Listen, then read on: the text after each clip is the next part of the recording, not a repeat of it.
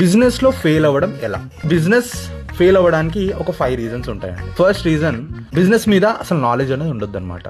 మనం ఏదైతే బిజినెస్ చేస్తున్నామో దానిపైన నాలెడ్జ్ లేదనుకోండి, ఆటోమేటిక్గా ఫెయిల్ అయిపోతుంది. సెకండ్ థింగ్, ప్రిపరేషన్ అసలే ఉండొద్దు అనమాట. ఇప్పుడు ఫర్ ఎగ్జాంపుల్ మనకు ఒక ఐడియా వచ్చింది, దాన్ని ఎగ్జిక్యూట్ చేయడానికి మనం స్టెప్స్ వేసుకుంటూ ఉంటాం కదా. ఇవాళ ఇది చేయాలి, ఈ వెండర్తో ఇలా మాట్లాడాలి, ఇలాంటి కస్టమర్ని అప్రోచ్ అవ్వాలి అనే ప్రిపరేషన్స్ అస్సలు ఉండొద్దు అనమాట. సో ఆటోమేటిక్గా అప్పుడు బిజినెస్ అనేది ఫెయిల్ అవుతుంది అనమాట. థర్డ్ ఇంపార్టెంట్ థింగ్ ఏంటంటే అసలు మనం ప్లానింగ్ అనేది ఉండొద్దు అనమాట. ప్లానింగ్ అంటే ఫర్ ఎగ్జాంపుల్ మనం ఒక ప్రోడక్ట్ లాంచ్ చేసాం అనుకుందాం, ఆర్ ఏదైనా సర్వీస్ లాంచ్ చేసాం అనుకుందాం.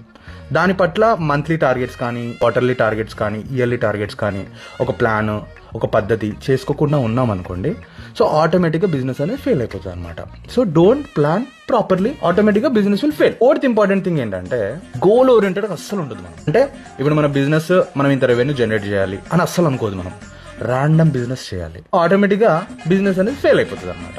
So don't be goal oriented. Fifth point వచ్చేసరికి ఇది చాలా చాలా ఇంపార్టెంట్ అండి. అసలు ఇది ఉంటే కనుక బిజినెస్ ఆటోమేటిక్గా సక్సెస్ అయిపోతుంది. సో ఇది ఉండొద్దు మన దగ్గర.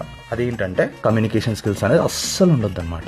ఫర్ ఎగ్జాంపుల్ మనం ఏదైనా కస్టమర్కి చెప్తున్నాం అనుకో, ఆ కస్టమర్కి మనం చెప్పేది అర్థం కావద్దు అనమాట. ఓకే, అంటే like it could be presentation కానీ, it could be convincing skill కానీ, it could be objection handling కానీ, ఇవన్నీ ఏవి ఉండొద్దండి. ఏదో అడుగుతాడు, ఏదో చెప్పాలి, వెళ్ళిపోతాడు. ఆటోమేటిక్గా అప్పుడు ఏమవుతుంది, బిజినెస్ అనేది ఫెయిల్ అయిపోతుంది అనమాట. సో ఈ 5 పాయింట్స్ ఫాలో అవ్వండి to fail your business. Thank you, by.